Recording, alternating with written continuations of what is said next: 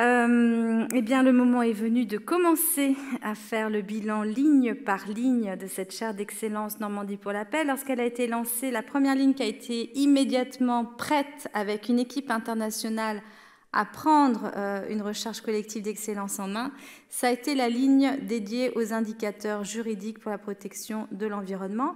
J'ai le plaisir d'appeler sur scène professeur Michel Prieur, professeur émérite. Lorsque nous faisons des conférences internationales en droit de l'environnement, je puis vous dire l'immense respect des délégués dans la salle qui s'expriment et l'honneur que c'est que de l'accompagner. C'était le mentor de nombreux professeurs de droit de l'environnement à travers le monde. Il voyage beaucoup en Amérique latine et en Afrique francophone. Et il nous a donné en héritage un travail immense, stimulant, qui est celui de réfléchir sur des indicateurs juridiques sur l'effectivité de la protection de l'environnement. À tout moment, je ferai signe lorsque Madame la Ministre prendra la parole. Michel, c'est à vous. Bienvenue.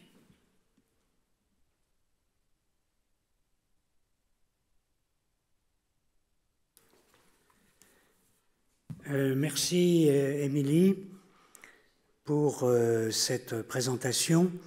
Alors, cette cérémonie s'intitule « Clôture ». Alors, évidemment, pour nous, ce n'est pas une clôture.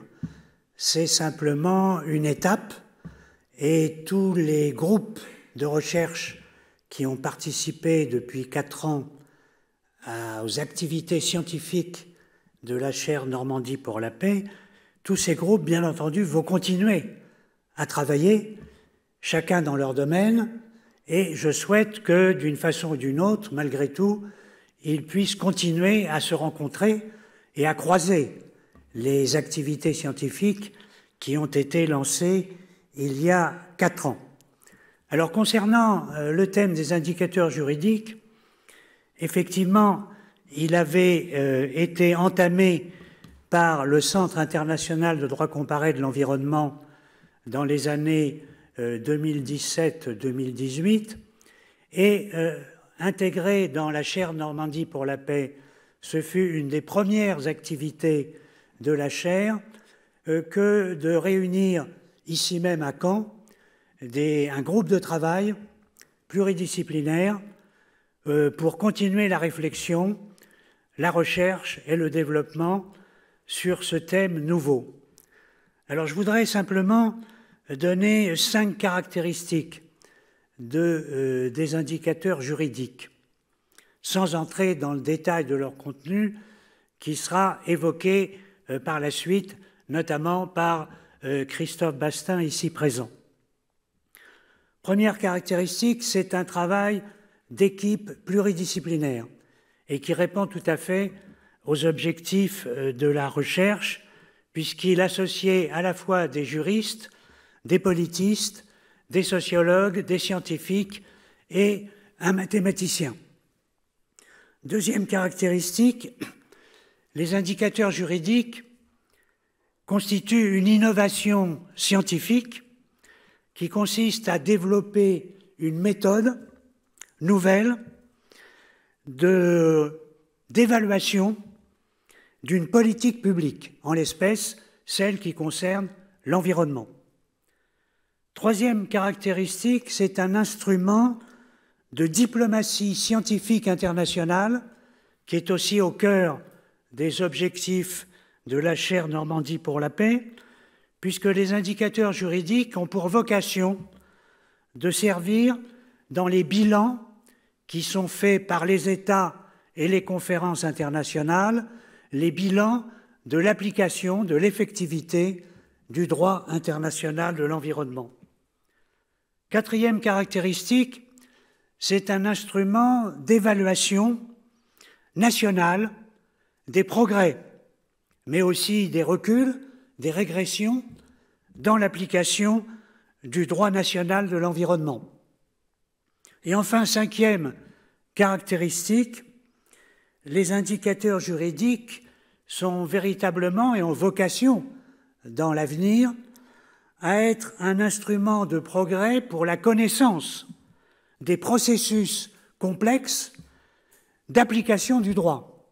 De façon générale, ce qu'on appelle l'effectivité, l'application à travers la façon de décomposer toutes les étapes juridiques, et administratives et financières dans la mise en œuvre du droit tel qu'il a été rédigé par les États et par les parlements.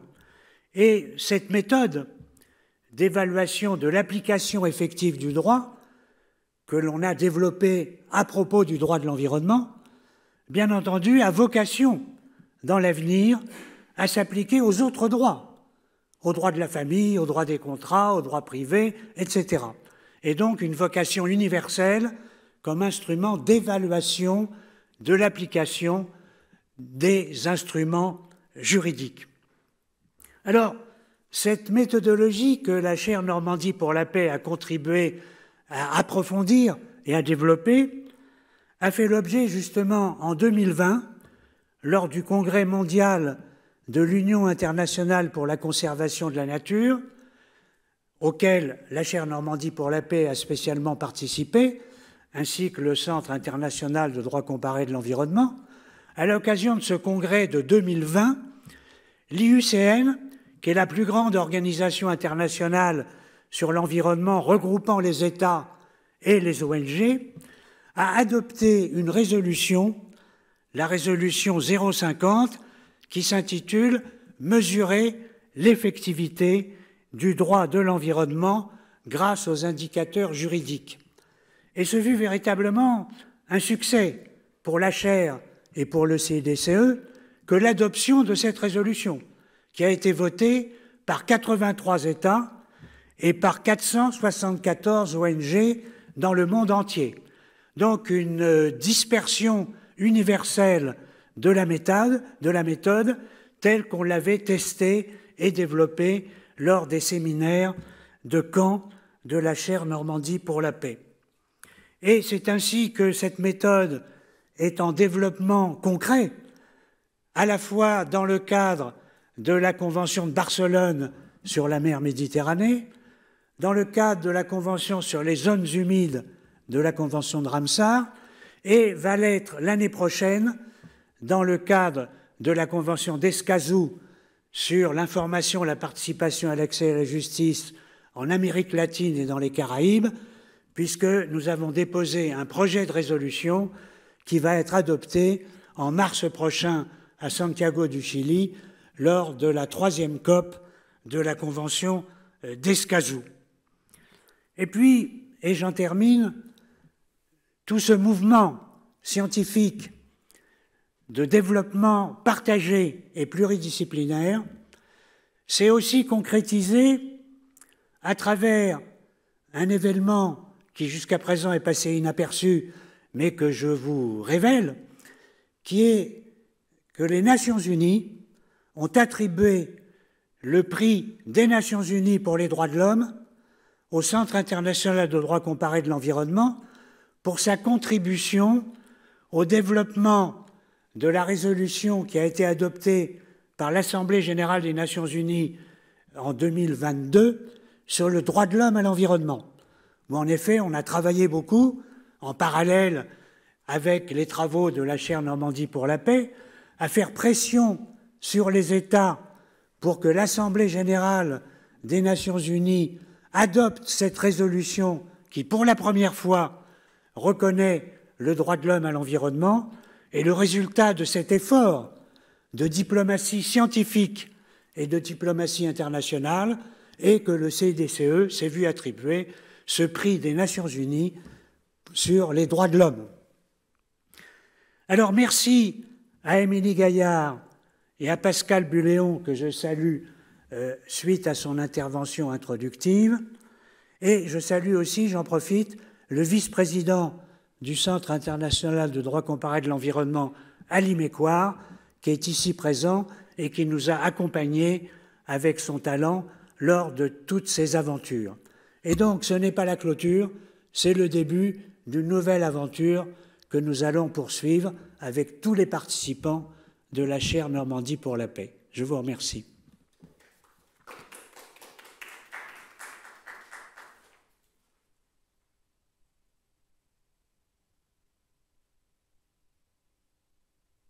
Alors, est-ce que la ministre de l'Environnement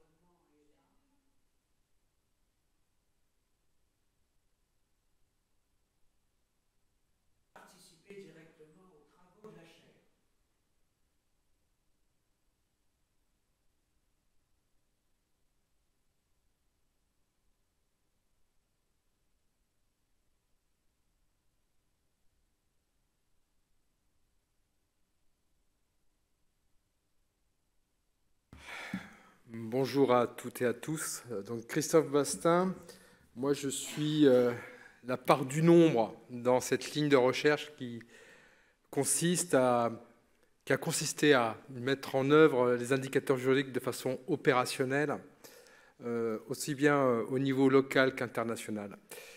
On a eu la chance que cette chaire nous serve de tremplin pour mesurer la facilité, l'aisance à déployer cette méthode. Ça aurait pu être quelque chose de totalement abstrait, ça n'a pas été le cas. Pourquoi on a fait des tests? On a fait des tests avec des chercheurs au Brésil, au Portugal, en Tunisie. On a tenté d'en faire ici à la région, ça a été beaucoup plus compliqué, j'y reviendrai tout à l'heure. On a fait ces tests pour valider la méthode, cette conception à la fois qui est dans un ouvrage qui est publié, qui est présent ici. On a conçu cette méthode afin de prouver le niveau de contribution des processus de droit à l'amélioration de la protection de l'environnement. Et en faisant ces tests, on a cherché à voir, à évaluer et à améliorer la mise en œuvre de cette méthode concrètement pour la rendre la plus digeste, la plus accessible à tous. On a ainsi pu définir des besoins en formation et mesurer l'intérêt de la méthode. Intérêt indéniable, aujourd'hui la preuve, Michel Prieur vous l'a dit, des résolutions internationales qui traitent du besoin de développer cette mesure de l'effectivité. Pascal Buillon disait tout à l'heure, en introduction, l'urgence de mieux agir. Quand on s'est posé la question dans la chaire de démontrer l'utilité des indicateurs juridiques, on a pris des sujets, notamment l'ODD 14 sur la vie aquatique, pour définir quel était le renforcement des capacités nécessaires pour pouvoir mesurer l'effectivité et exécuter cette mesure au sein de l'application de l'objectif de développement durable. Dans ce test pour la Convention de Barcelone, on était plus dans l'opérationnalité. C'est le plan bleu qui nous a demandé de développer des indicateurs juridiques pour mesurer, pour suivre l'effectivité de la Convention et de ses protocoles. C'est-à-dire voir s'il existait au sein des comptes rendus, au sein de l'application de la Convention, des éléments factuels qui permettaient de dire que les textes, les processus étaient mis en œuvre pour savoir si la Convention était bien appliquée. Dans tous ces tests, il y a eu un cadre général, systématique. Il a fallu définir des périmètres de mesure, il y a fallu aussi élaborer des questionnaires, il a fallu graduer des réponses, il a fallu mettre de la pondération, beaucoup d'opérations mathématiques. Je ne vais pas rentrer dans le détail, mais ce qui est important de comprendre, c'est que j'étais face à un monde de juristes où la notion du nombre est quelque chose de totalement inconnu et qu'il a fallu amener cette logique des sciences, entre guillemets, mathématiques dans le domaine du droit. On a eu, je dirais, un retour très enrichissant, problème de vocabulaire, problème de compréhension de ce que pouvait être une méthode, de sa finalité. On a rencontré, grâce à la chaire, toutes les difficultés que pouvaient avoir les gens qui auraient en charge de mesurer l'effectivité. Et on a pu ainsi améliorer la méthode.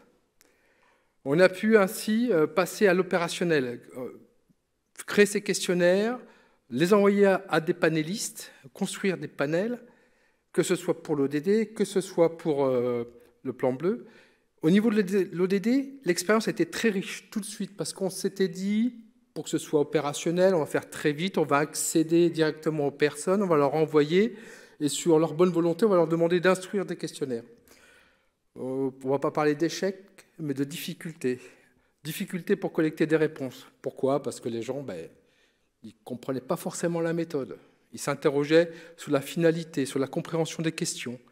Ils s'interrogeaient sur leur capacité à pouvoir apporter la bonne réponse. Ils avaient des frustrations des fois parce que les réponses étant encadrées, de ne pas pouvoir donner leur perception de la situation. Il y a aussi la peur d'être jugé. Plein de sentiments qui venaient, entre guillemets, polluer la collecte des informations. Et puis, des difficultés sur la qualité du fait des réponses. du fait de ces problèmes.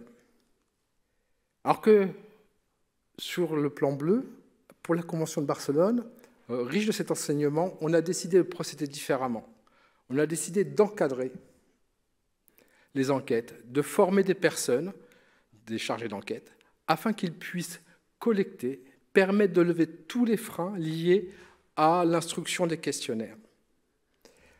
Ça nous a permis d'avoir des données beaucoup plus précises, beaucoup plus cohérentes, et de pouvoir avoir un contrôle de sincérité efficace sur les réponses et d'avoir des résultats sur le plan bleu qui étaient beaucoup plus probants que ce qu'on a pu avoir sous les tests de l'ODD 14. Je reviens sur ce que ça a permis de produire. L'ODD 14, on a eu, et là je remercie Fernanda, je remercie Madame la ministre de l'Environnement de la Tunisie, je remercie Alexandra Arago, de leur contribution, de leur travail assidu, qui ont permis de produire ces primo-tableaux de bord, qui nous ont montré que finalement, on était capable, avec le peu de retours, de pratiques, de retours d'expérience, de mettre en œuvre la méthode et de pouvoir mesurer, même si, faut être prudent, les chiffres que l'on a là ne sont pas des chiffres, je dirais, représentatifs du fait de panels restreints. On peut s'apercevoir qu'on n'a eu que 8 panélistes, alors qu'il devait y en avoir une trentaine, qu'on a des taux de réponse qui ne sont jamais de 100%, que les gens, des fois, n'arrivent pas à répondre à des questions, et qu'on reçoit des questionnaires donc incomplets.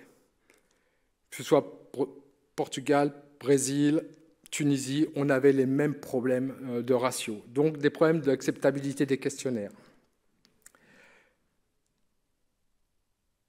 Pour la Convention de Barcelone, on a eu des chiffres pareils, qui étaient à ce moment-là beaucoup plus exploitables. On a pu ainsi tirer des enseignements.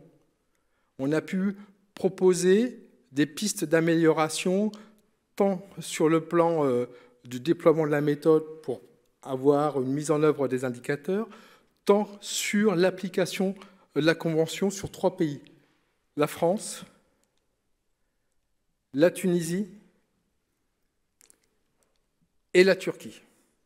Et ce qui est important, c'est qu'on a trouvé dans ces tests, que ce soit sur l'ODD 14 ou que ce soit sur la Convention de Barcelone, des points d'amélioration qui soient communs à chaque pays. Tout à l'heure, on parlait que c'était un outil de mesure, d'évaluation nationale. Ça reste un outil d'évaluation nationale et surtout pas un outil de comparaison internationale. Pourquoi? Parce que moi qui ne suis pas juriste, je l'ai très vite compris, le droit est propre à chaque pays. On ne peut pas comparer un pays à un autre parce qu'il n'a pas forcément les mêmes composantes en termes de droit. Mais ça permet de voir qu'ils peuvent rencontrer les mêmes problèmes quand il s'agit de traduire du droit international dans leur droit national. Des mêmes problèmes de traduction, de mise en œuvre d'une exigence de droit international dans leur droit national. Et ça, la mesure de l'effectivité nous a permis de mettre ça en avant. Je voudrais ouvrir une parenthèse à ce niveau-là, très importante. Les indicateurs juridiques, outre le fait qu'on est dans la mesure de la bonne application, c'est vraiment, Michel Priano le disait tout à l'heure, un outil pilier de la non-régression. Elle permet de voir et de comprendre facilement où sont les difficultés de mise en œuvre du droit dans un pays. Où, je dirais, des fois, non pas les textes, mais la culture ne permet pas forcément de faciliter la mise en œuvre du droit. Et les outils, pour ça, les indicateurs juridiques qui ne mesurent que le processus de mise en œuvre de l'application, permettent de mesurer où sont les difficultés qu'ont les gens à répondre sur des critères juridiques. Critères juridiques qui sont, je dirais, importants à mesurer. J'y reviendrai un petit peu plus tard. Je crois que Leïla est en ligne. On va lui laisser Madame la ministre. C'est vrai que je l'ai connue, elle n'était pas encore ministre. Je la salue, je lui laisse sa parole.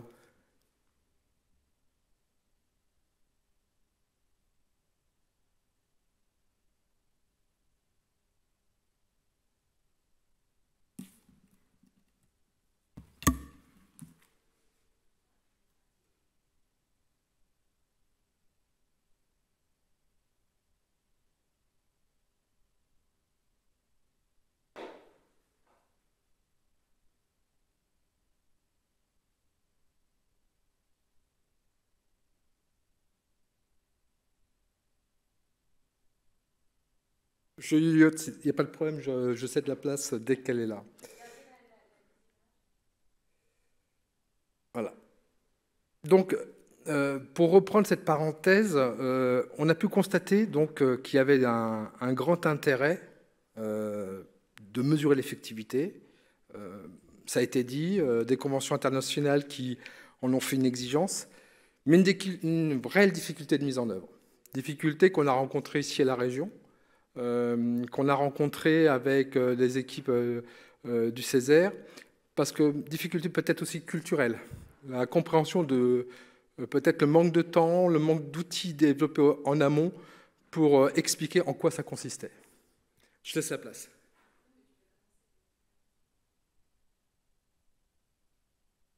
Ah oui, son projet. Madame la ministre de l'Environnement, bonjour.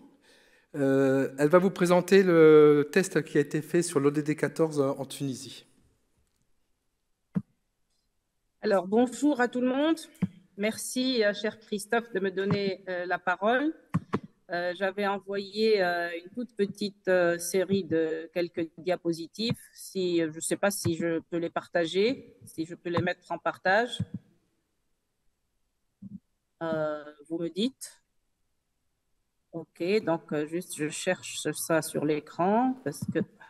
Oui, normalement, chère Leïla, tu peux présenter les diapositives en ligne. Très bien, donc attends, je cherche. Partager l'écran, c'est ça? Oui, partager l'écran. Ah, voilà, j'arrive quand même si la technologie... C'est bon, nous y sommes. Je mets plein écran peut-être pour que ça... Diaporama. C'est bon? Parfait, merci beaucoup. Alors, je voudrais dire bonjour à tout le monde déjà, remercier Michel Prieur avant tout, Christophe pour sa patience avec moi et bien sûr Émilie pour tout ce qu'elle a porté pendant ces quelques années qui sont passées très vite à la tête de la chaire Normandie pour la paix. Et merci de m'avoir associé. Alors, je sais que le temps est compté, que les participants sont nombreux et que chacun a quelque chose à dire. Moi, je voudrais juste apporter un petit témoignage et expliquer ma modeste contribution à ce projet qui a été vraiment très intéressant. Tout d'abord, la découverte de ce qu'étaient les indicateurs juridiques. Et c'est une expérimentation qui a concerné la Convention de Barcelone à Tunis au cours de l'été 2017. Alors là, c'est très drôle parce que ma participation à ce moment-là a été d'abord la découverte de ce qu'étaient les indicateurs juridiques. Et Michel, comme vous le connaissez,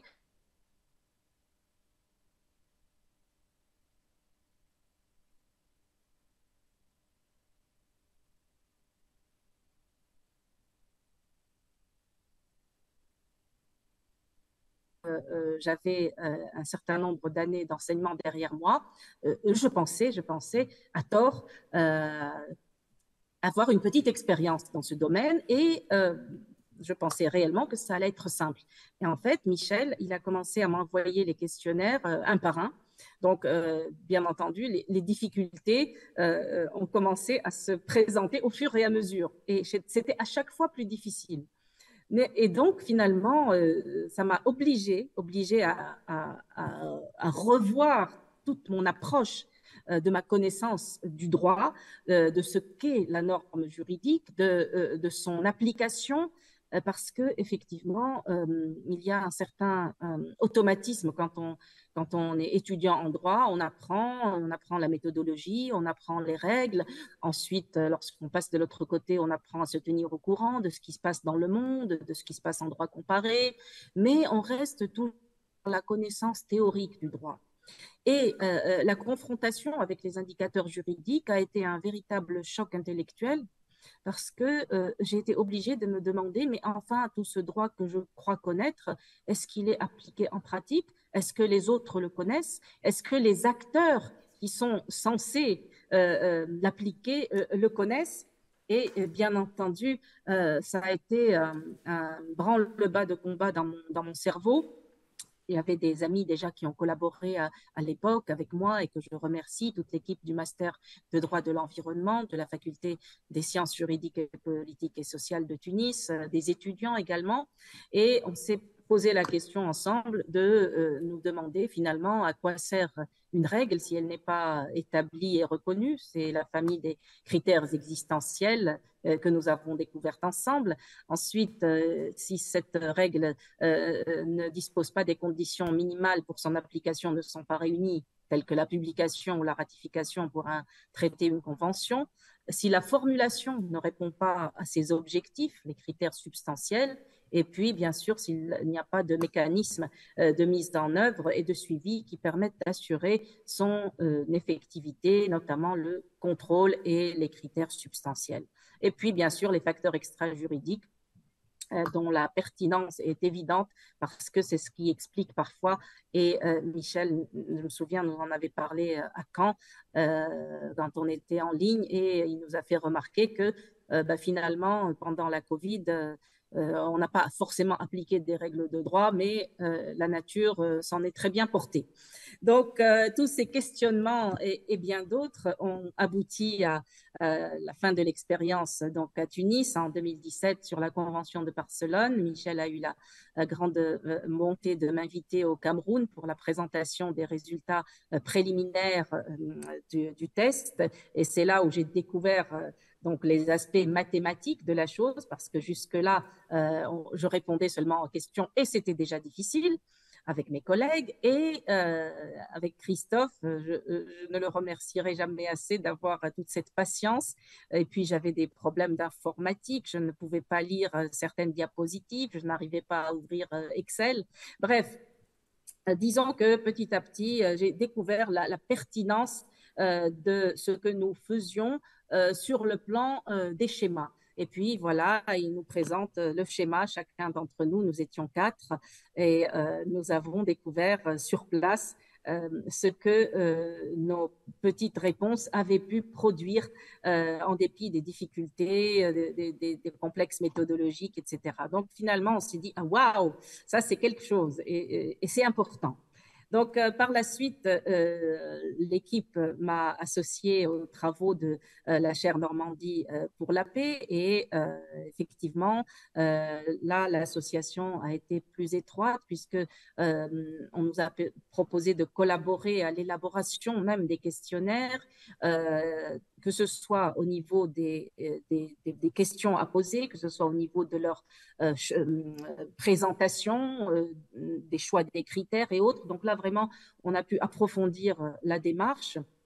Et aussi, on a été amené à identifier les thèmes, à élaborer les questions, et puis à identifier un panel de personnes susceptibles de répondre, mais de manière pertinente. C'est-à-dire qu'on ne peut pas choisir n'importe qui, et on doit choisir des personnes représentatives du monde de l'administration publique, du monde peut-être de la société civile, du monde de la justice judiciaire et administrative ou autre, et puis évidemment du monde des experts éventuellement. Donc tout cela a pris un temps assez important. Les échanges ont été très pertinents. On a énormément appris. Personnellement, j'ai énormément appris. J'ai un peu, disons, trouvé des difficultés et que je rencontre toujours, malheureusement, parce que je n'ai jamais vraiment eu le temps d'approfondir les aspects mathématiques. Et le choix du panel aussi est important parce qu'il faut les solliciter, il faut les appeler, il faut les connaître, il faut les identifier, et ce n'est pas évident. Et évidemment, l'instruction des questionnaires, elle dépend de la capacité des personnes choisies à pouvoir y répondre. Donc, un certain nombre de difficultés méthodologiques, y compris lorsque nous avons été confrontés à la pondération, à la forme, bref, tous ces aspects que, franchement, je l'avoue, encore aujourd'hui, m'échappent. Et c'est là, justement, que survient la pluridisciplinarité. Et donc, là, cette pluridisciplinarité, personnellement, j'en ai été convaincue, et également de l'importance et de la méthode et de la pertinence de cette méthode pour pouvoir évaluer. évaluer une règle de droit quelle qu'elle soit, puisque nous avons eu la possibilité d'approfondir pour la Tunisie la question d'une aire protégée, l'applicabilité de la règle à l'aire protégée. Et là, nous avons vu l'articulation entre le droit international et le droit interne, puisqu'il s'agissait d'une aire protégée qui est inscrite au patrimoine mondial, mais qui en même temps bénéficie de la protection du droit interne, du droit forestier interne, et donc cela implique l'intervention d'acteurs, de multi-acteurs, et aussi donc l'ODD 14 avec ses multiples intervenants, avec les multiples conventions internationales qui s'appliquent à ce domaine, et aussi tout le droit interne applicable. Donc c'est vraiment très vital, puisqu'on part de quelque chose de réel, une aire protégée, la protection de l'océan, et puis on fait le tour de tout ce qui concerne, d'un point de vue juridique et organisationnel et judiciaire, cet aspect.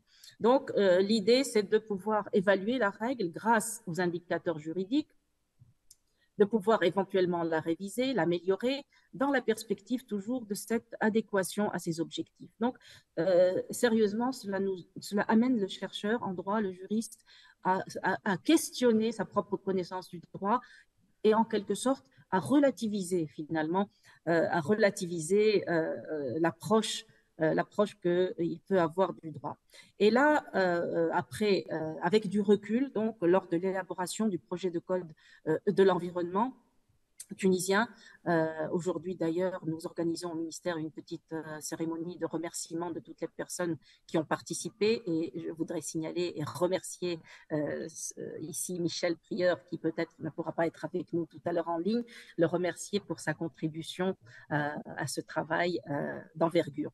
Donc dans le projet de code, justement, nous avons prévu d'intégrer la possibilité de recourir à des indicateurs dans un article du Code, l'article 74, pour évaluer la mise en œuvre des politiques environnementales, y compris au moyen d'indicateurs juridiques. Donc, je pense que la question est tellement importante qu'elle mériterait aussi que l'on se penche dessus déjà dans les facultés de droit.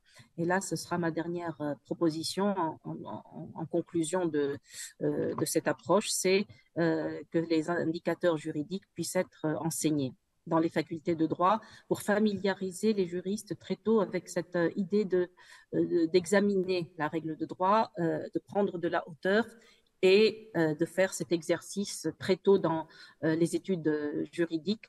Je pense que ce serait une chose très intéressante. Et je remercie évidemment tout le monde de m'avoir permis de présenter ce petit témoignage. Je vous remercie. Voilà, alors j'arrête le partage de l'écran. Merci beaucoup, voilà, Madame la Ministre. Beaucoup. Quel plaisir, quel honneur. Donc, c'est montrer ce que c'est que la diplomatie scientifique, parce que cette chaire d'excellence a cette spécificité, c'est que tous les travaux qui ont été menés au sein de cette chaire ont eu un rayonnement très concret, que ce soit là, dans le cadre d'un code de l'environnement en Tunisie, et on verra plus tard à d'autres niveaux, jusqu'au niveau onusien. Juste pour répondre à Madame la Ministre sur les enseignements, c'est précisément le cas dans le Master Génération Future et Transition Juridique, qui est le premier dédié à ce sujet-là, créé à Sciences Po Rennes au campus de Caen, où les indicateurs juridiques sont enseignés. Christophe Bastin va pouvoir terminer sa présentation et ensuite nous donnerons la parole à d'autres équipes internationales. Je remercie encore à Madame la Ministre parce qu'elle a mieux argumenté que moi quelles étaient les difficultés de mise en œuvre de la méthode. Nous, on en a tiré beaucoup d'enseignements méthodologiques. Le manque de pluridisciplinarité. C'est vrai que l'affaire concerne beaucoup de domaines, pas que le droit, la sociologie, la complexité de définir un panel. Quel est le profil, quels sont les profils d'acteurs de mise en œuvre de l'application du droit. L'absence d'expérience et de formation soulignait la nécessité de former demain les juristes à ces approches. Il y a des choses qui n'ont pas été soulignées, mais on s'est vite rendu compte que instruire un questionnaire, ça prenait du temps. et que souvent les questionnaires étant faits par des experts, ils devenaient naturellement complexes, donc il fallait décomplexifier les questionnaires. L'incompréhension de certaines questions, parce que la formulation ne s'adresse pas toujours à un corps identique, et ce qui fait que ce qui peut être compris par un juriste ne va pas forcément l'être compris par un ingénieur des eaux et forêts. La frustration de ne pas s'exprimer, de devoir cocher une case. La frustration de ne pas savoir répondre. Le sentiment de ne pas tout couvrir. On fait des choix, on prend des critères juridiques qui sont pour nous les plus caractérisants de la bonne application du droit. En conclusion, sur les travaux de recherche, il y a 3 postulats importants qu'on a mis en œuvre aujourd'hui. Un questionnaire concis et compréhensible pour une instruction fiable et précise. Demain, si vous êtes appelé à travailler dans un groupe d'experts, il faudra avoir ce postulat en tête. Le deuxième, il faut encadrer les panélistes pendant l'instruction du questionnaire pour avoir des réponses fiables et en avoir en quantité pour pouvoir exploiter les données. Troisième postulat, il faut élargir le travail de groupe à des experts, à d'autres profils scientifiques, mathématiciens bien sûr, sociologues, politologues et autres. Et dès le début des travaux, dès la création du référentiel de mesure. Donc voilà, je ne sais pas si on aura le temps d'en parler, mais on a aussi des perspectives, peut-être après les autres intervenants. Donc je vais laisser la place. Alors juste peut-être avant de finir, on a sorti un magnifique ouvrage en 3 langues. Voilà. Et Michel Prieur, comme moi-même, on est co-auteur de ce livre avec Ali Mekouar, que je remercie ici. C'est open source, hein. C'est d'ailleurs, prenez-les, emparez-vous de ça. Il y en a, hein, prenez-les là, mais c'est aussi sur Internet. Ça va perdurer sur le site de la chaire. Donc, vous y trouvez tout, des exemples de questionnaires, comment aborder les étapes méthodologiques de mise en œuvre. Et surtout, n'hésitez pas à revenir vers nous si vous avez besoin de questions. Et je remercie la région, je remercie le CNRS de m'avoir permis de participer à cette belle aventure.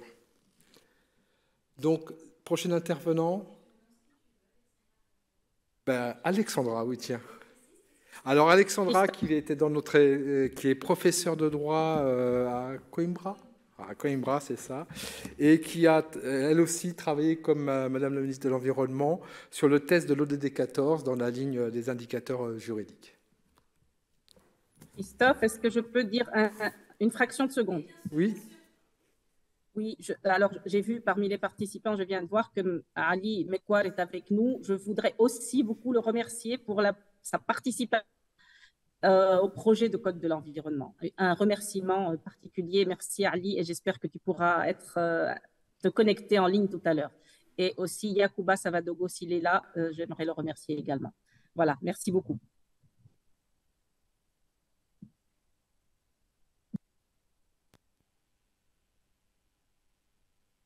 Faculty of Law of the University of Coimbra in Portugal. Since 2020, my research center, the Legal Institute, Bonjour à has tous. cooperated with the Chaire Normandie pour la paix in Donc, a project called Indigène. naturellement, je Legal parle du Indicators for projet Environmental Law en in collaboration avec la Federal chaire. Hein. Et Our donc, role nous has voyons been quels sont how les to demonstrate indicateurs the juridiques. Notre usefulness rôle a and the été de scientifically pouvoir soundness démontrer of the methodology l'utilité developed et for l'importance scientifique de la méthodologie qui a été molding and développée shaping pour legal indicators for créer, measuring the façonner ces effectivity of indicateurs environmental pour law. mesurer To do l'activité, this, we n'est-ce pas, have au niveau de la adapted loi to Portuguese et law de and l'aspect Portuguese juridique. legal Bien. context, Alors après, the il faut surveys l'adapter that au have been contexte applied in juridique France. selon l'enquête These dont surveys on a include parlé, qui a 6 été effectuée en families France. of Et ces enquêtes indicators, legal ont indicators différentes about the familles activity of environmental law. d'indicateurs, And we et have y applied compris it par rapport à to justement l'application a de cette nature loi. conservation Et area called il y a Povo de toute une Zila, which is a série wetlands.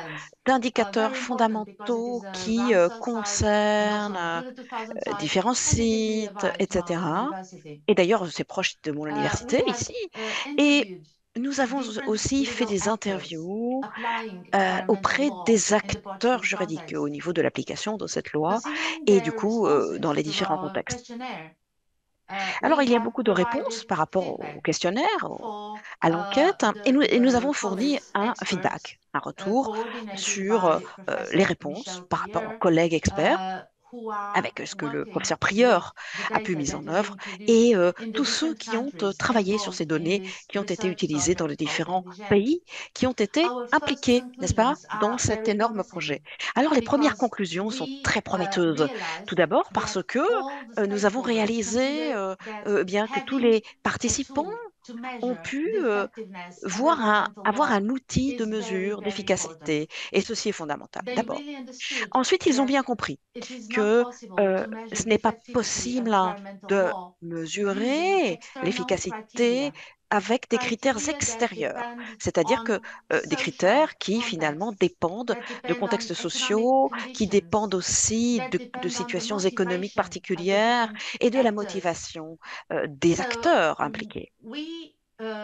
Voilà pourquoi nous avons compris, n'est-ce pas, à cette occasion, avec tous les participants, les acteurs, eh bien, qu'il est fondamental de pouvoir compter sur cet outil de mesure qui nous permet de bien comprendre l'efficacité de la loi sans pour autant, eh bien, oublier, n'est-ce pas, le contexte. Alors, il s'agit de s'adapter. Il s'agit de s'adapter à des réglementations, même futures, et mettre en œuvre les bonnes pratiques pour la durabilité. Merci infiniment.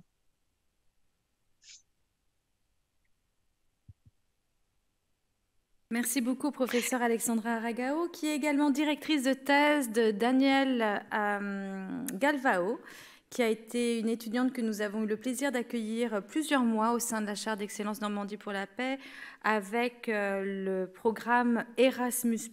Donc Daniele nous a préparé une vidéo de remerciements pour sa participation à la ligne indicateur juridique.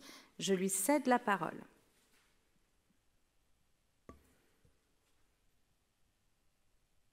Good morning, everyone. My name is Danielle Bonjour à Galvao. tous, je suis Daniele Galvao et donc j'ai pu de l'Université de Coimbra participer grâce au professeur Arago à tout ce qui concerne les études sur la loi environnementale, les aspects de protection de l'environnement, etc. Donc l'année dernière, j'ai pu justement rentrer dans le cadre de ce programme Erasmus+, et du coup, j'ai pu apprendre beaucoup plus sur ces projets, ces indicateurs, et grâce également au professeur Michel Prieur et Christophe Bastin, naturellement. Et on m'a demandé ici de parler de mon expérience d'étudiante, justement, par rapport à mes recherches également, et ce que j'ai pu faire au fil des années. Et j'ai vraiment eu l'opportunité de comment dirais-je, rentrer en contact avec beaucoup d'entre vous et aussi rentrer en contact avec l'université. Et ça a été excellent pour moi. J'ai beaucoup apprécié le réseautage, le fait de connaître de plus en plus de personnes dans le cadre de mes recherches. Et j'ai également eu l'opportunité de travailler de pair avec le professeur Michel Prieur. J'ai pu participer à ses cours, et en particulier les cours qu'il a pu donner à Sciences Po. Et aussi, j'ai pu suivre tout le processus dans le cadre du processus des ODD.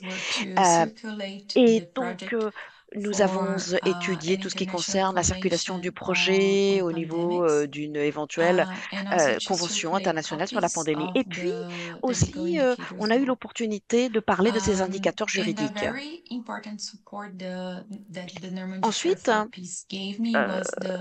j'ai eu l'occasion, grâce à la chaire, d'aller à New York pour tout ce qui concerne la semaine dédiée à la nature. Et donc, nous avons eu la possibilité de rencontrer les participants, d'être actifs dans les débats et d'avoir surtout la possibilité de rencontrer des éminents professeurs, de même que les leaders, Antonio Posa, mais pas que lui, d'autres également, Nicolas Robinson, donc Tony Oposa et d'autres. Et j'ai pu aussi participer à des conférences à l'Université de Coimbra sur l'innovation juridique, l'éco-innovation et ce pour la durabilité. J'ai également organisé un webinaire sur justement l'environnement au Brésil, par rapport aux futures générations.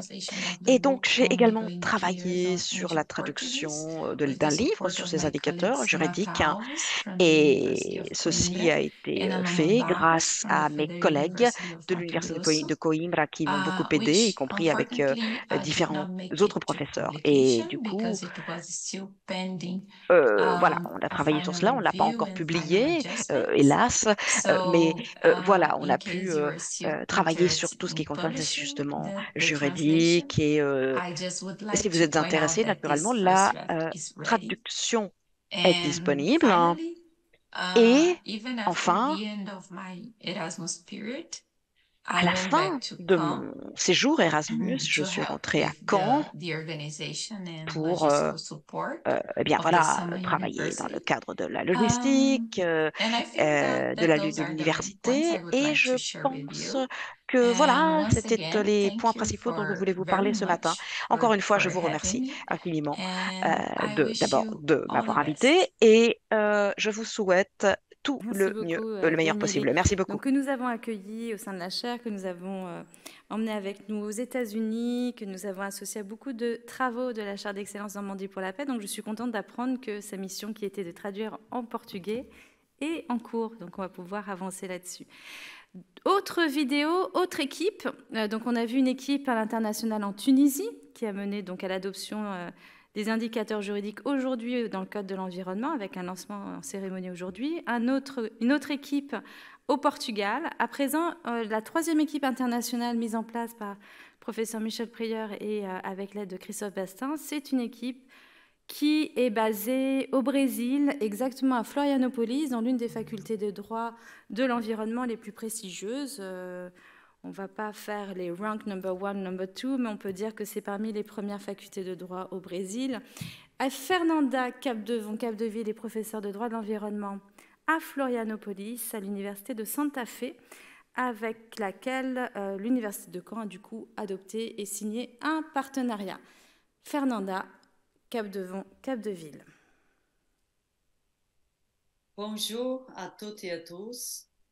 Je remercie l'invitation pour prendre part à cet événement final de la chaire d'excellence Normandie pour la paix, pour faire le bilan de l'expérience des indicateurs juridiques d'effectivité du droit de l'environnement au Brésil. Je voudrais profiter de cette occasion pour féliciter Émilie Gaillard pour son travail remarquable dans le cadre de la chaire et aussi M. Prière pour la direction du projet indigène. Je m'appelle Fernanda Capdeville et je représente l'équipe de l'Université fédérale de Santa Catarina, les partenaires de la chaire au Brésil pour le développement du projet indigène. Avec le soutien des groupes de recherche du programme d'études avancées en droit de l'Université fédérale de Santa Catarina, notamment le groupe d'études avancées sur l'environnement et l'économie en droit international dirigé par le professeur Cristiani Derani, et les groupes de recherche en droit de l'environnement et l'écologie politique dans la société des risques, dirigé par le professeur José Rubens Morato Leite, nous avons formé une équipe de 9 chercheurs pour développer les projets au Brésil. Nous avons travaillé pendant les années 2020, 2021 et 2022 en 3 moments pour développer les activités ici au Brésil. Tout d'abord, on a pris part dans les groupes de travail pluridisciplinaires associant des chercheurs français et étrangers pour préparer les programmes de démonstration visant à tester la méthodologie des indicateurs juridiques dans 4 pays, comprenant le Brésil. Dans cette étape, on a participé dans des réunions avec l'équipe internationale de projet pour préparer les instruments de cet exercice, notamment les questionnaires, les notes méthodologiques, les notes explicatives, et aussi pour aligner les activités de recherche entre tous les chercheurs des différents pays qui participeraient à cet exercice. Le deuxième moment a été alors le moment de préparer et de réaliser les 2 exercices d'application des indicateurs juridiques au Brésil, dans les thèmes faisant l'objet d'une démonstration pour l'année 2020, qui était une aire protégée nationale et l'objectif de développement durable 14, concernant la vie aquatique et les océans. L'exercice a eu lieu sur la base d'un questionnaire pour la France que nous avons traduit et adapté au droit brésilien et aussi aux modalités locales de mise en œuvre de l'application des textes juridiques. Pour l'aire protégée, nous avons choisi de concentrer l'exercice sur les stations écologiques Carijós, qui c'est une aire protégée fédérale, des protections maximales et d'utilisation restreinte pour la recherche et la conservation, qui est située à Florianópolis, la même ville où se trouvent les sièges de l'Université fédérale de Santa Catarina. Pour la réalisation de ces deux exercices d'application des indicateurs, nous avons suivi quelques étapes. Tout d'abord, la préparation des documents pour le Brésil avec l'adaptation, traduction des questionnaires, des notes méthodologiques, des notes explicatives, aussi la définition du périmètre de droit brésilien applicable à chacun des thèmes, les aires protégées et la protection des océans et des zones côtières. Nous avons travaillé sur des détails méthodologiques de définition de la cotation des réponses, la pondération des questions. Nous avons composé notre panel de questionnaires, les personnes qui allaient répondre à ces questionnaires sur les deux sujets de l'exercice. Ce panel il a été composé des chercheurs, des spécialistes et des opérateurs du droit, des juges, des procureurs, des avocats, ainsi que des techniciens et des représentants des organismes publics de protection de l'environnement, de gestion de cette aire protégée, ainsi que des membres de la société civile. Ils ont été accompagnés et orientés pendant tous les procès de réponse à ces questionnaires, ainsi que de présentations de leur retour d'expérience pour aussi nous donner leur vision des défis, des difficultés, des points forts, des points faibles de notre questionnaire et de la méthodologie dans son ensemble. Après recevoir ces questionnaires, nous avons travaillé dans les traitements des données qui ont été analysées, synthétisées et envoyées à l'équipe technique du projet en France pour leur validation, pour la validation de ces résultats. Et nous avons alors passé à la troisième étape qui a consisté en faire une analyse plus approfondie de ces résultats, de les rapporter et de les discuter avec l'équipe centrale de gestion de projets indigènes et aussi les équipes des autres pays qui ont participé de cet exercice pour un échange d'expériences, pour l'identification des points à développer dans le futur ou les problèmes ou les difficultés que nous avons eues pendant ces premiers exercices-là. Et aussi, nous nous sommes occupés de la diffusion de ces résultats par la participation dans des événements scientifiques qui ont eu lieu en France et au Brésil. Par exemple, en 2022, l'Université fédérale de Santa Catarina a organisé un partenariat avec la Chaire Normandie pour la paix et le Centre international des droits comparés de l'environnement, un séminaire international sur les indicateurs juridiques d'effectivité du droit de l'environnement dans le cadre du premier colloque franco-brésilien des droits internationaux pour la paix et le développement durable. Et cet événement a été l'occasion de présenter et évaluer les résultats de cet exercice commun d'application des indicateurs juridiques dans ces pays-là, et ainsi pour discuter les développements futurs du projet, les prochains exercices que nous sommes en train de développer en ce moment.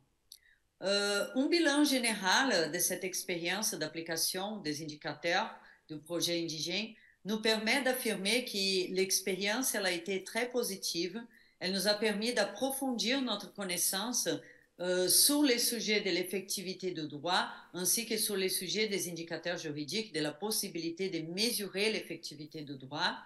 Ça nous a permis aussi d'approfondir la connaissance sur cette méthodologie-là, nous approprier de cette méthodologie pour mieux l'exploiter, pour pouvoir la reproduire il a rendu utile dans le contexte de droit de l'environnement au Brésil. Et nous pouvons constater aussi que c'était une expérience très intense d'échange, de réflexion, de travail en équipe et d'apprentissage commun. Cet exercice nous a permis aussi de valider cette méthodologie et proposer des ajustements pour que les résultats soient encore plus concluants et scientifiquement exploitables dans le futur. Aussi confirmer la possibilité de reproduire cet exercice et cette méthodologie dans d'autres contextes juridiques, politiques, géographiques et pour d'autres domaines de droit.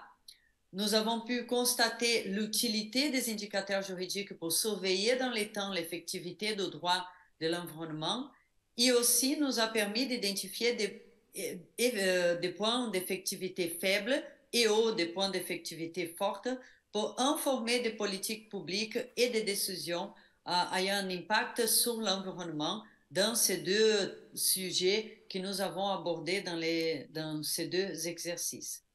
Nous pouvons alors conclure que les indicateurs juridiques permettent d'identifier les progrès, les régressions, les lacunes, les obstacles et les potentiels d'effectivité du droit de l'environnement, contribuant ainsi au processus de révision, de développement et d'amélioration du droit, ainsi qu'à l'information des processus décisionnels et des politiques publiques qui ont une incidence sur l'environnement. Des données précises et fiables, correctement compilées et accessibles sont essentielles pour orienter les politiques et les décisions publiques.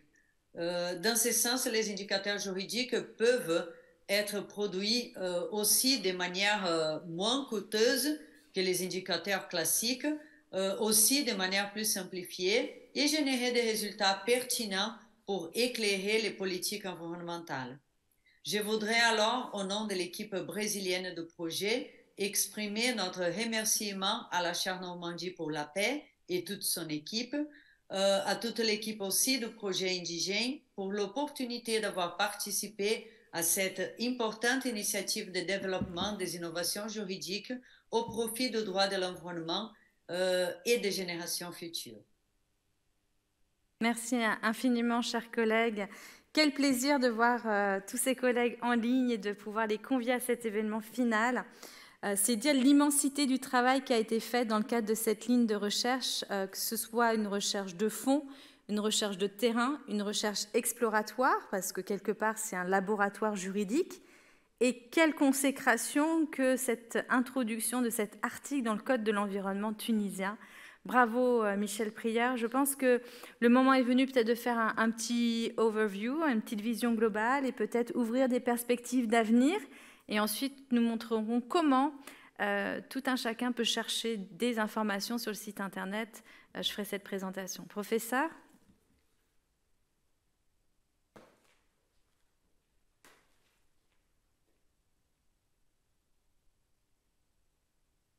Alors, merci aux présentations qui viennent d'être faites par des acteurs directs de cette recherche, puisque toutes les personnes qui sont intervenues faisaient partie du groupe de travail qui a été mis en place en 2019 dans le cadre de la Chaire Normandie pour la paix. Et on voit bien qu'il ne s'agit pas en l'espèce d'une recherche théorique ou abstraite, mais vraiment d'une recherche opérationnelle, c'est-à-dire qui est faite pour déboucher sur des résultats pratiques et concrets. Alors évidemment, la ministre de l'Environnement de la Tunisie nous a fait l'honneur d'intervenir ce matin en dépit de son calendrier chargé et nous a montré qu'un résultat concret de la recherche entamée ici à Caen est l'article 74 du Code de l'environnement tunisien, qui sera le premier texte de droit national à intégrer expressément les indicateurs juridiques. Alors, évidemment, le Code n'est pas encore approuvé officiellement par le Parlement et le gouvernement. Il est au stade du travail scientifique et administratif fait par le ministère de l'Environnement, mais qui a été déposé à la présidence de la République et qui va être approuvé dans les mois qui viennent. Mais donc, il faut insister sur ce résultat pratique et concret, l'article 74 du Code de l'environnement tunisien.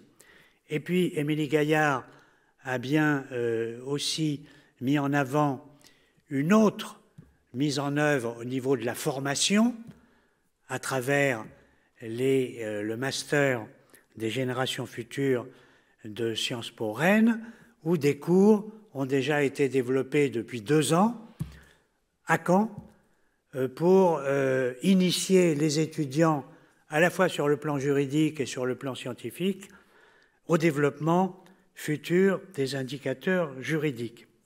Alors il se trouve que ces 2 illustrations, le Code de l'environnement tunisien et les cours à Sciences Po Rennes, font partie justement du programme formulé par la résolution de l'IUCN, la résolution 050, puisque dans les conclusions de cette résolution, les recommandations qui ont été faites au Congrès mondial de l'IUCN comportaient 4 parties. La première, demander à la Commission mondiale de droit de l'environnement, dont nous faisons partie, la Commission mondiale de droit de l'environnement de l'IUCN, et à ses membres de développer des expérimentations et des formations. Alors on a développé déjà des expérimentations et des formations. Et on va continuer à le faire, évidemment. La deuxième demande qui a été faite par la résolution de l'IUCN, c'est de demander au système des Nations Unies d'ajouter des indicateurs juridiques pour les objectifs de développement durable. Alors là, par contre, ce n'est pas encore fait. Et donc, ça va être une des priorités du CDCE et de Sciences Po Rennes et des autres partenaires, de pousser la Commission statistique des Nations Unies pour introduire les indicateurs juridiques dans les ODD. Donc ça, c'est le travail à faire, et qu'on a déjà commencé à faire, et qu'on va continuer à faire, mais qui est évidemment très complexe, parce qu'il s'agit de convaincre l'Assemblée générale des Nations Unies et la Commission statistique des Nations Unies de s'ouvrir au droit et pas simplement aux statistiques. La troisième demande de la résolution de l'IUCN, c'est de demander aux parties aux conventions régionales et universelles sur l'environnement d'introduire des indicateurs juridiques dans les processus de suivi de l'application du droit international. Alors ça a été commencé, c'est commencé, ça a été commencé avec la Convention de Barcelone qui en 2019 a adopté une résolution introduisant les indicateurs juridiques pour la Convention de Barcelone, convention régionale, mais il s'agit maintenant de l'élargir à une convention universelle, la Convention de Ramsar. C'est en route grâce au Burkina Faso. Malheureusement, avec la situation politique au Burkina Faso, il y a quelques problèmes et quelques difficultés, mais on va relancer notre collègue Yacouba Savagodo du Burkina Faso pour relancer avec le nouveau régime au Burkina Faso la pression sur la Convention de Ramsar pour l'introduire dans la prochaine COP de Ramsar. Mais avec plus d'espoir à court terme, mais avec une convention non pas universelle, mais régionale, la convention d'Escazú pour l'Amérique du Sud, on est en train de travailler pour faire adopter à la conférence des parties, à la convention d'Escazú, à Santiago, en mars prochain, une résolution sur les indicateurs juridiques. Et enfin, quatrième demande de la résolution 050 de l'IUCN, inciter les gouvernements et les secrétariats des organisations internationales et régionales à introduire dans leur rapport sur l'état de l'environnement des indicateurs juridiques. Donc là, c'est un travail plus administratif au sein des secrétariats des conventions internationales, de modifier le modèle de rapport que les États doivent faire à l'occasion de chaque conférence des parties, pour que dans ce modèle de rapport que les États doivent faire et adresser au secrétariat, figure la demande d'introduire non seulement les indicateurs scientifiques qui sont déjà introduits dans toutes ces conventions internationales, mais d'introduire à côté et en plus des indicateurs scientifiques, introduire les indicateurs juridiques. Et par conséquent, ces 4 éléments de la résolution du Congrès de Marseille, ces 4 éléments sont en route, continuent évidemment d'être appliqués. Et pour terminer, je voudrais indiquer que, à ce titre, le Centre international pour le droit comparé de l'environnement, en tant que membre de l'IUCN et en tant qu'acteur direct de la chaire Normandie pour la paix, le CIDCE a été invité par l'IUCN à faire un rapport sur la mise en œuvre de la résolution 050 sur les indicateurs juridiques. Et par conséquent, j'ai dû, il y a environ 2 ou 3 semaines, faire un rapport adressé à l'IUCN pour montrer comment on avait mis en œuvre la résolution 050. Et donc ce rapport, il fait le point de l'application de la résolution 050 de 2020 à 2023. Alors j'ai envoyé ce rapport à l'IUCN, qui doit être maintenant, je l'espère, sur le site de l'IUCN et qu'on mettra sur le site de la chaire Normandie pour la paix. Et en faisant ce rapport, j'ai découvert que depuis 2020, nous avons réalisé 22 événements pour la mise en œuvre de cette résolution. À la fois expérimentation et formation sur les indicateurs juridiques, premier thème, expérimentation et formation. Deuxième thème, promotion au regard des ODD. Et troisième thème, impulsion des indicateurs au titre des conventions internationales. Et l'addition de ces 3 éléments produisent 22 événements depuis 2020 pour la mise en œuvre de la résolution sur les indicateurs juridiques. Donc le travail est en marche, il continue et il va se poursuivre. Merci, Émilie.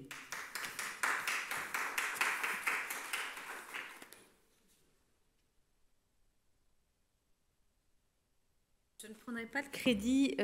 Merci à toi, Michel. Merci, mais bravo au professeur Michel Prieur. Ce que vous ne savez pas, c'est qu'il œuvre, il fait aussi de la diplomatie lors des négociations internationales. Et à force de parler avec chacun des délégués, il arrive à faire inscrire dans les projets les résolutions, la résolution indicateur juridique. Donc, un immense bravo. Félicitations. Oui, quelque chose qui revient. Le dernier exemple, on y va. Le dernier exemple de diplomatie scientifique, c'est à l'occasion de la conférence intergouvernementale auquel Émilie Layard a participé, à l'UNESCO à Paris au mois de mai, négociation de la Convention sur les plastiques et les déchets plastiques, convention portée par le Programme des Nations Unies pour l'environnement. Et à l'occasion de cette négociation sur la Convention plastique, il se trouve que le délégué officiel du gouvernement du Gabon, qui représentait par conséquent l'État du Gabon, dans sa présentation, a mentionné la demande du Gabon, comme d'autres États, d'introduire dans la Convention sur les plastiques le principe de non-régression. Et donc le délégué du Gabon a officiellement demandé l'introduction du principe de non-régression dans la Convention sur les plastiques. Alors il se trouve que ce principe a été porté notamment par le CIDCE au niveau droit international et que le délégué du Gabon qui était en relation avec le CDCE et avec la formation universitaire de droit international de l'Université de Limoges, que le délégué du Gabon a utilisé notre argumentaire dans le cadre de la négociation officielle. Donc voilà une illustration concrète. Alors, comme vous le savez, malheureusement, le Gabon vient d'avoir un coup d'État, mais j'espère que le délégué du Gabon n'a pas sauté avec le coup d'État. Merci. Dans la salle, il y a quand même des futurs étudiants donc qui sont un peu avertis du programme qui les attend, et j'en suis bien ravie. Merci pour tout ce partage, Michel Prieur. Donc je rappelle, on va vous montrer à l'écran le site internet. J'en profite pour remercier le webmaster qui a travaillé là-dessus, Xavier Bader, qui sera avec nous ce midi, qui a magnifiquement organisé le site internet. Donc comme vous pouvez le voir à l'écran, vous avez une ligne qui dresse le descriptif du programme indicateur juridique, et vous avez accès, en tapant notamment sur la table de recherche, toutes les vidéos qui sont relatives. Donc bien sûr, nous avons fait des réunions en présentiel. Il y a eu le Covid, donc nous avons basculé avec des réunions en distanciel. Il faut dire que tout ce travail de terrain en Covid n'était pas évident. Et pourtant, vous voyez tout le travail qui a été réalisé. Donc c'est la première équipe qui a été mise en place. Merci infiniment, Michel, parce que tu as été extrêmement réactif lorsque cette chaire d'excellence a été menée. Une très grande équipe, que ce soit en France, en Tunisie, au Portugal, à Florianopolis. Les différents événements qui sont rattachés à la ligne indicateur juridique, on peut remonter parce que les liens en dessous sont par rapport à d'autres choses. Quelque part sur le site internet, vous aurez accès à ces ouvrages que je vous présente, donc, qui sont disponibles en, comme on dit, en hard copy, c'est-à-dire en papier et encre, en anglais, en français et en espagnol, donc à la collection Chère Normandie pour la paix, qui a d'abord été ouverte aux collections et éditions Peter Lang. Et ils sont téléchargeables dans ces 3 versions gratuitement, car ils sont proposés en open source sur le site internet de la chaire d'excellence Normandie pour la paix. Donc j'attendrai qu'on me fasse signe avec un micro si jamais il y a des questions-réponses, des questions qui sont formulées en ligne. Quoi qu'il en soit, les perspectives, le bilan a été fait, les perspectives ont été dressées. On voit que c'est extrêmement stimulant, que c'est du droit concret. J'ajouterai qu'à l'occasion du sommet de l'avenir des Nations Unies qui va se tenir l'année prochaine, à la demande du secrétaire général des Nations Unies, il va y avoir une réflexion de fond sur la gouvernance et sur la mise en effectivité des objectifs du développement durable, et que, bien évidemment, nous ferons parvenir l'intégralité des publications de la Charte Normandie aux délégués et à l'ONU, sachant que c'est une proposition très concrète pour le sommet de l'avenir, clé en main, avec l'expérimentation de terrain. Donc on ne me fait pas signe par rapport à des questions-réponses. Ce que je propose, c'est de clôturer sur cette première session de bilan. Je vous propose de faire la pause café en avance, et du coup, nous reprendrons nos travaux en avance, c'est-à-dire à 11h10, 11h15, car la session qui suit, qui est dédiée à la ligne peuple autochtone, est une ligne également extrêmement riche, et comme ça, cela nous laissera davantage de temps à partager ensemble. Je vous remercie. On se dit dans un quart d'heure, 20 minutes.